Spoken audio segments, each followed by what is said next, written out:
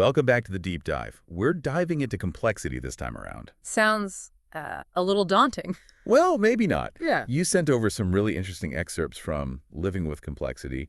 That's by Donald A. Norman, so we'll see what kind of insights we can dig up. Okay. You ready to get complicated? Well, ironically, the book actually argues that complexity isn't always a bad thing. Okay. Norman, he suggests that it can be necessary for like rich and really functional systems. The challenge then becomes managing that complexity, not necessarily trying to just totally eliminate it. That's interesting. So he uses this example of a planishing hammer. Yeah. It's a tool that silversmiths use. And it's like remarkably simple, just a hammer and stake. But it can create these like insanely intricate designs. Right. How does that example illustrate the point? Well, the hammer's simplicity, it kind of highlights the difference between like the inherent complexity and the skill it takes to manage that complexity. Yeah. So like to craft those intricate silver designs, you need a really deep understanding of the material, the force that you're applying, the angle of the hammer. Right. It's this like really complex interplay of factors. Yeah. But the complexity is really in the process, not the tool itself. So it's not about like being afraid of the complexity. It's more about understanding the complexity that's already there. Exactly. It's almost like, I don't know, like a piece of music. Like it's really complex when you first listen to it. Yeah. But once you understand like the different parts and how they all work together, it can be really beautiful. Yeah, that's a great analogy because the book uses examples from like nature and technology, even social systems to illustrate this point. Like, you know, take the vein patterns on a leaf. Oh, yeah. Super intricate, or the interconnectedness of like an entire ecosystem. Those are complex systems, but that complexity, it makes them beautiful and it makes them functional. And I mean, what about technology? Like, I don't think anyone's calling computer code beautiful. Right. Right. But I see your point. Yeah, think about it like this. Like a car engine or a computer program. Right. Like, they rely on all these complex parts and processes to function. We don't need to, like, completely understand every little detail of how they work to appreciate what they do. Right. Similarly, I mean, Norman even talks about, like, the infield fly rule in baseball. Oh, yeah. Which is, like, notoriously complex. Oh, yeah. But, like, it's there for a reason. It's to ensure fairness and balance in the game. So it seems like kind of a recurring theme here is understanding the rules of the game, in a sense, right? Yeah. To make the complexity manageable. Yeah, absolutely. Like it's like learning a new language or something. At first, it just seems completely overwhelming. Right. But eventually, you start to see the patterns, and it makes a lot more sense. Yeah. And the book actually, it delves into these concepts of conceptual models and signifiers as tools that can help us understand and kind of navigate these complex systems. Right. So think of a conceptual model as like your mental map of how something works. So like how I understand, like how a thermostat works. Exactly. Or like the route I take to get to work every day. Exactly. Okay. Whereas signifiers, those are the clues in your environment that help you build that map. Gotcha. Like, so those can be anything from labels and colors and shapes, even like the behavior of other people. So like those markings at an airport. Yeah. That tell the pilots how to, you know, land the plane, like those are signifiers. Exactly, yeah. They help the pilot build that mental model of like how to maneuver the plane correctly. Okay. Even something as simple as like salt and pepper shakers. Yeah. They rely on signifiers, like the shape, to tell you which one is which. I never thought about it that way, but yeah, you can usually tell without even looking for a label which one is which. Exactly, yeah. And think about like navigating a crowded street market, like in a foreign country. You're probably going to rely on like how other people are behaving. Yeah. To figure out things like where to stand in line or how to signal to a vendor. You're basically crowdsourcing your conceptual model. Wow. It's fascinating to think about how much we just rely on these, you know, signifiers to kind of just move through the world around us. Right. And we probably don't even realize it. Right. Now, here's a question. Do we ever actually seek out complexity? Even when it makes things, you know, harder? That is a great question. I mean, think about it. We've all been tempted by that gadget. Yeah. You know, the one with like a million features, even if, you know, you're only ever going to use like 2 of them. Right. Yeah. That's a really good point. Yeah. So Norman, he actually challenges this myth of simplicity. Okay. He says that people often actually choose those feature-rich products over simpler ones because they like having those features. It gives them a sense of control, customization, maybe even status. It's like, you get the washing machine with a zillion different settings, Yeah, and you only ever use the quick wash. exactly. Or, the toaster with like 12 different settings for how brown you want it. Right, right. And really all you want is just, toast. Yeah. So there's this tension between, simplicity and utility, Yeah. which is like a constant struggle in design. So is there a point where complexity just becomes too much? Well, Like how do we find that balance? that's where good design comes in. And he uses this example of Korean appliances. Okay. He noticed that they often looked more complex than their Western counterparts, Oh, yeah. even though they had like similar functions. Interesting. And it turned out that Korean consumers, they saw that complexity as a sign of sophistication and status. So sometimes even just the appearance of complexity can be desirable. Yeah. That's counterintuitive. Mm-hmm.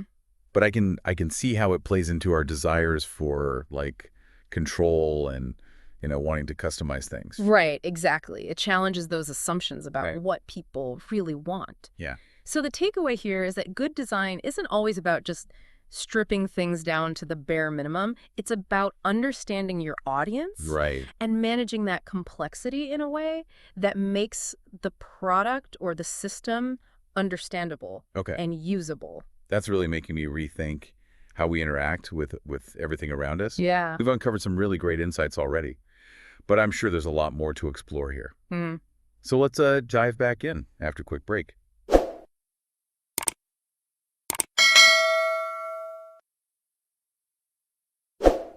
Welcome back to our deep dive into complexity.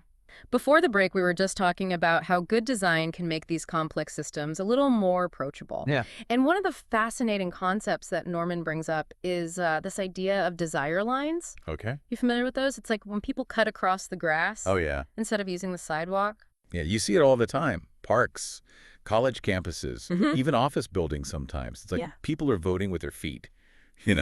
They find a more efficient path than the one that was designed. Exactly. Like desire lines, they tell us a lot about how people actually use a space. Yeah. It often reveals flaws or oversights in the original design. Yeah, it shows that if the system isn't really meeting their needs, people are going to find a way around it. Exactly. It's almost like, they're sending feedback, but without actually saying anything. They're Mhm. just like, hey, this isn't working for me. Yeah, exactly. And smart designers, they pay attention to those desire lines. Yeah. Right? They don't see it as like an annoyance. They see it as an opportunity to improve the design. Right, okay. Maybe the path is too long or it's inconvenient or it just doesn't align with how people naturally want to move through the space. No. So it's like this like silent conversation between the people using the space Mhm. and the design itself. And it makes me wonder, does this idea of desire lines apply to like more than just physical spaces? Oh, absolutely. Like think about, digital products, Okay. services, online. User behavior can create desire lines too. Oh, okay. Like, for example, let's say users are always clicking on this one button that wasn't really intended for this particular task, but it gets them the result they want.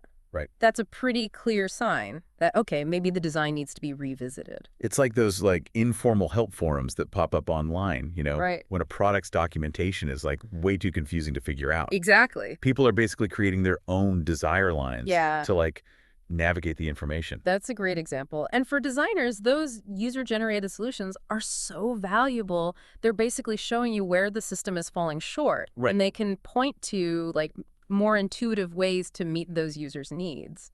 So it seems like, paying attention to these desire lines, Right. whether they're physical or digital, Yeah, can really lead to like more user-friendly and effective designs. absolutely. And that actually leads us to another key aspect of managing complexity, which is service design. Okay. So designing a good service, it's kind of like designing a complex system. Okay. It's about thinking about the entire user experience, not just the individual touch points. So it's not just about like having a good product or a good service. Right. It's also about like the entire customer journey, I guess you could call it. Exactly. Like, think about a great hotel stay, for example. Yeah. It's not just about having, a nice, comfortable room. Right. It's the smooth check-in process. Yeah.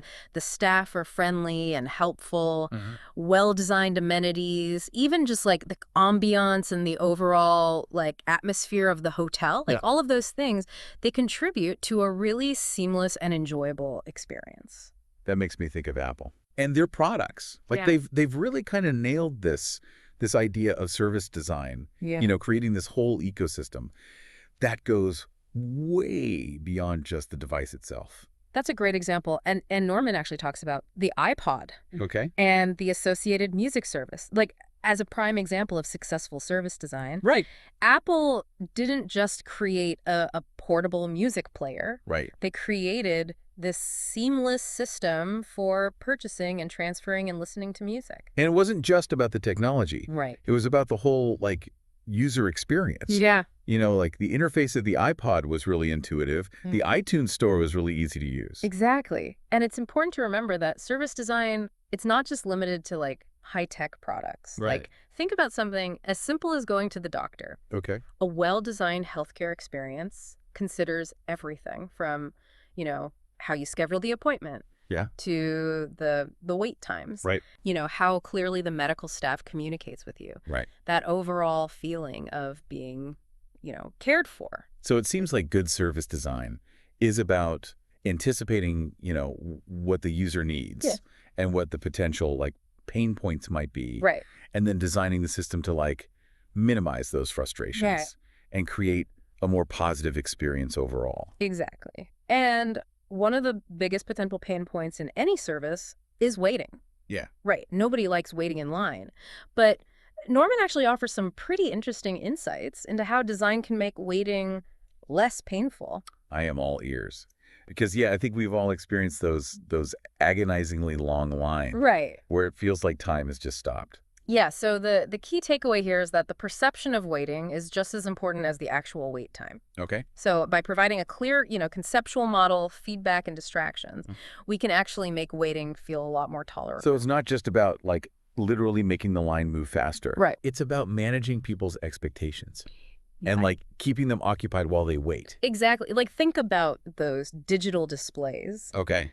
That they have at amusement parks. They show the estimated wait times for the rides. Right. Or even, at Disney World, they have those really elaborate queues. Yeah. So you're not just standing in a boring line. Right. Yeah. They're visually interesting, entertaining. They basically turn the wait itself into part of the experience. Exactly. So it's all about understanding that psychology of waiting and using design principles to shape that experience. Okay.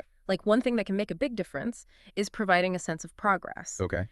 If you know how many people are ahead of you in line, Right. or you can see that the line is moving steadily, it feels less frustrating than if you're just stuck in this unknown wait. Right. And then distractions can be a powerful tool too, right? Absolutely. If there's reading material in a waiting room or a TV playing in a queue. Right. Anything that can just kind of shift people's attention away from the fact that they're waiting can make the experience a lot more bearable. Even just having comfortable seating or pleasant music can make a difference. It seems like these design principles could be applied to all kinds of waiting situations. Yeah. From online checkout processes to customer service calls. Absolutely. Yeah. The key is to think about that whole user journey and design the system in a way that's going to minimize that frustration and maximize, their satisfaction, even when waiting is involved. This has been so eye-opening. Yeah. We've learned about desire lines and service design and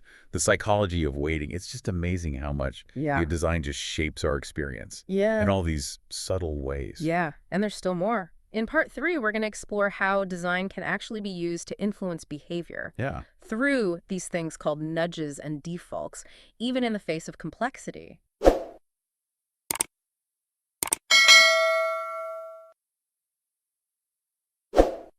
Welcome back to the Deep Dive. We've been talking about how design can help us deal with all the complexity in the world around us. And before the break, we were looking at ways to make even waiting a little bit more bearable. Right. Now let's talk about this really interesting concept that Norman calls nudges.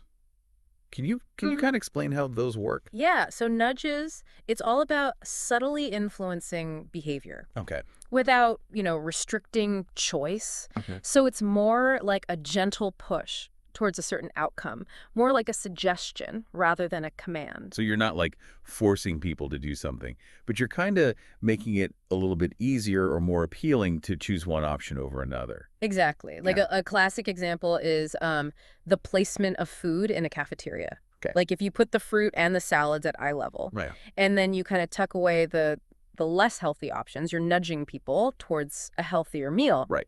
without actually taking anything away. So it's like you're making the healthy choice, the path of least resistance, in a way. Right. You're not saying they can't have the junk food, but you're definitely highlighting the healthier option. Exactly. And you can apply this to, all sorts of things. Okay. Like think about organ donation forms Good. where you have to opt out instead of opting in. Right. So by making organ donation like the default choice, you actually get way more people to participate, even though they still have the choice to opt out if they want to. That's interesting. It's almost like you're shifting the balance of the decision making without like actually taking away anyone's choice. Right. I'm starting to see nudges everywhere now. Yeah. Like, you get those emails reminding you to renew a subscription. Right. Or like those pop-up messages when you're shopping online. Right. Encouraging you to add something to your cart. Yep. Those are nudges in action, just kind of gently prompting you to do something. But I guess the question then becomes, are there like ethical implications of using nudges? Like, could it be manipulative if we rely on them too much? Yeah, that's a valid concern. And it's definitely something that designers need to be mindful of. Nudges should always be used ethically Okay. and transparently. So the goal is really to guide people towards choices that are going to benefit them, not to, trick them into doing something that they wouldn't otherwise choose. It's about like finding that right balance Yeah, between offering helpful guidance, but also respecting people's autonomy. right. And this actually ties into another concept that Norman talks about, which is the power of defaults. Okay. Defaults are like often overlooked, but they can have a huge influence on the choices that we make. When you say defaults, do you mean like those pre-selected settings? Exactly. Like on a software program or something? Yeah, but like think about it. How often do you just accept the default settings? Yeah. Whether it's like the privacy settings on a social media platform or the investment options in your retirement plan. It's true. I rarely ever change them unless I have like a specific reason to. It's just easier to go with what's already selected. Yeah, that's the power of defaults. Like we tend to assume that default setting is the recommended choice Okay. or the most common choice. So we don't even bother to change it. So you're saying that by carefully choosing those defaults, designers can actually kind of steer people's behavior and, encourage better outcomes. Exactly. It's a very subtle form of influence, but it can have a huge impact on how we interact with these complex systems and ultimately the decisions that we make in our lives. This has been such a fascinating deep dive. I feel like I'm seeing the world around me with new eyes, noticing all the ways, both good and bad, that design shapes our experiences. That's really what makes Norman's book so powerful. It gives us a new way to understand how we can live more effectively and more joyfully in this increasingly complex world. And by understanding those principles of good design, we can not only navigate complexity better, but we can also create systems and experiences that are both functional and delightful. And I think a great way to wrap things up is with this final thought from the book. Norman talks about how good design should be invisible, meaning that it just kind of fades into the background and allows us to focus on whatever it is we're trying to do. So I encourage all of you listening, as you go about your day, pay attention to those moments when design is working so well you don't even notice it. And when you do encounter those moments of frustration, just ask yourself, how could this be designed better to make my life easier, more enjoyable, and more meaningful? Happy diving, everyone.